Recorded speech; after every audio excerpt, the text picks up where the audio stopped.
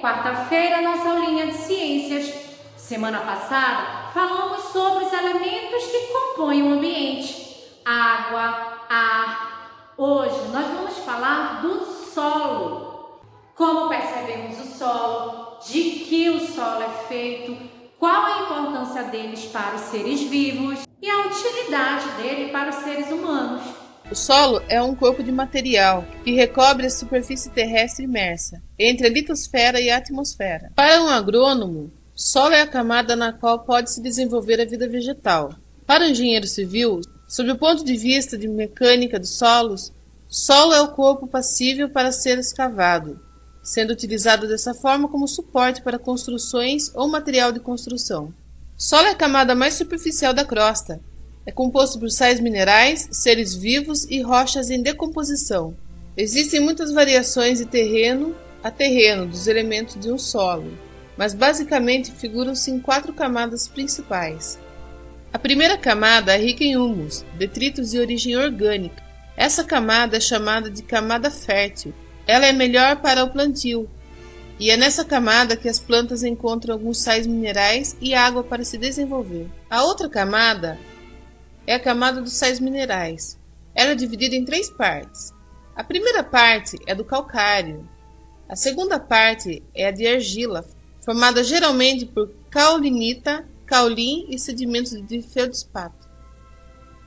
A última parte é de areia. Esta camada é muito permeável e existem espaços entre as partículas de areia, permitindo que entre água e ar com mais facilidade. A terceira camada é das rochas parcialmente decompostas. Depois de se decomporem totalmente, pela ação da erosão e agentes geológicos, essas rochas podem virar sedimentos. A quarta camada são as de rochas que estão inicialmente começando a se decompor. Essas rochas podem ser chamadas de rocha matriz.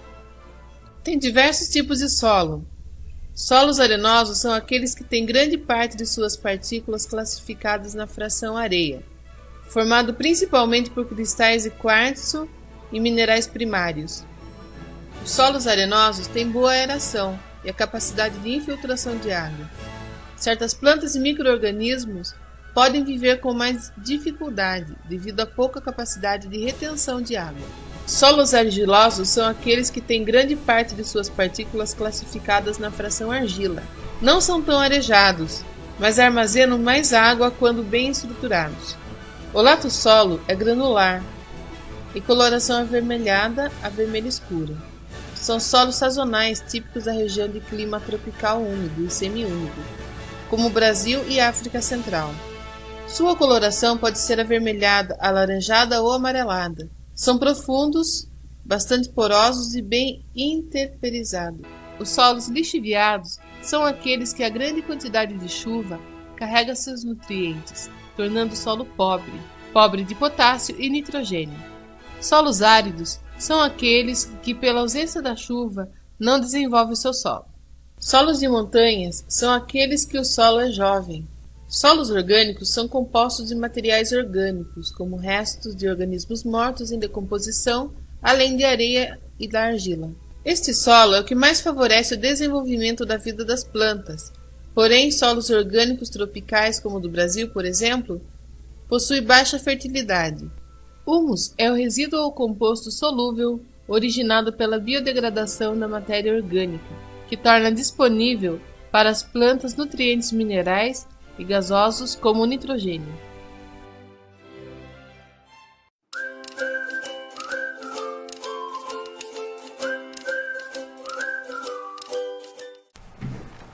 Olá, crianças! Hoje a nossa aula é Ciências. Eu sou a Pro Ana Paula e juntos vamos aprender sobre o solo. Antes de começar, não esqueça, inscreva-se no canal, deixe um like no vídeo e ative o sininho de notificação. O solo é onde as plantas se desenvolvem. Ele também serve de abrigos para muitos seres vivos.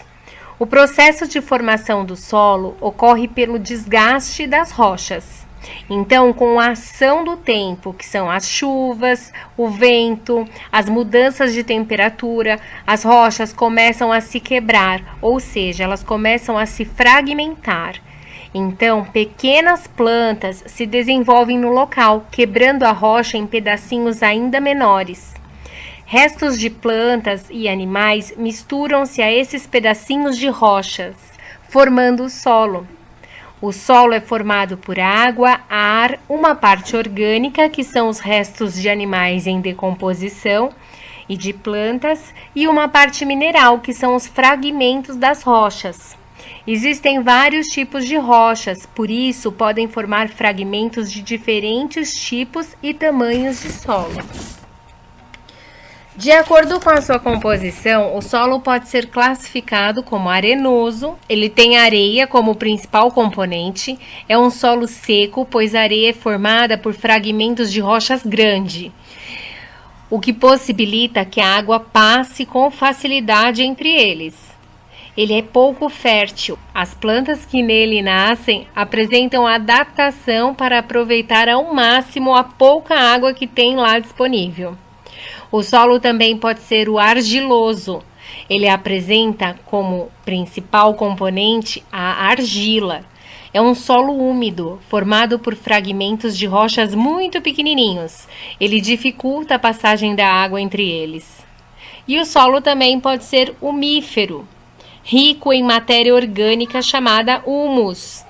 Ele apresenta areia e argila em quantidade equilibrada. Além disso, ele retém a quantidade ideal de água para o desenvolvimento das plantas. É um solo bastante fértil e é muito utilizado para o plantio.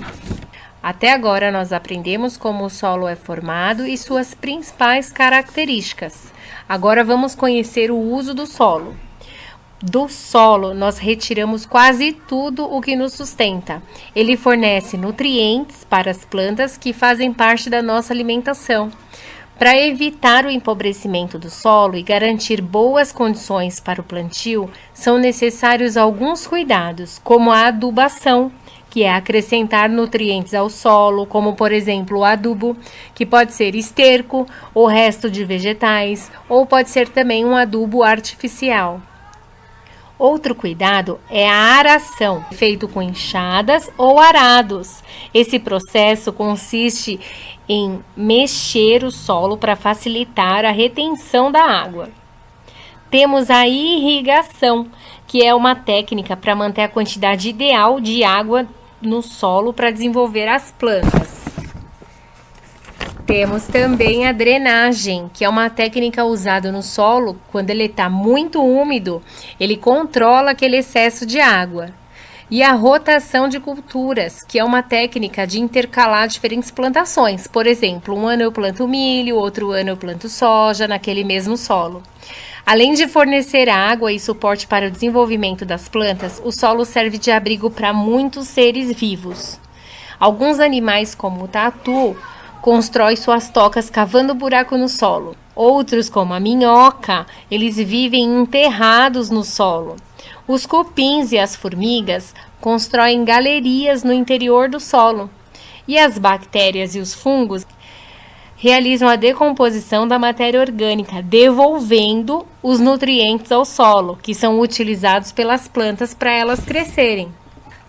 Algumas atividades provocam a degradação do solo, como o uso excessivo de agrotóxicos, a destinação incorreta do lixo, tudo isso contamina o solo. Além disso, o desmatamento deixa o solo desprotegido e as queimadas também são prejudiciais aos solos.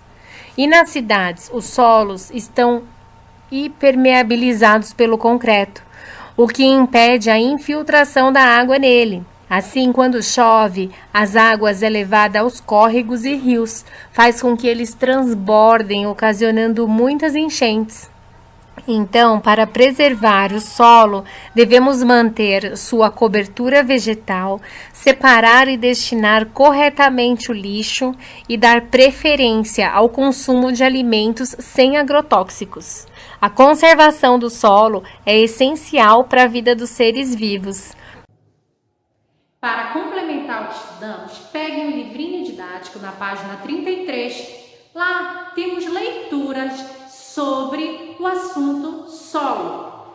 Depois nós vamos ter na página 36 uma atividade, uma experiência bem legal. falando sobre a importância do solo e da luz para as plantas.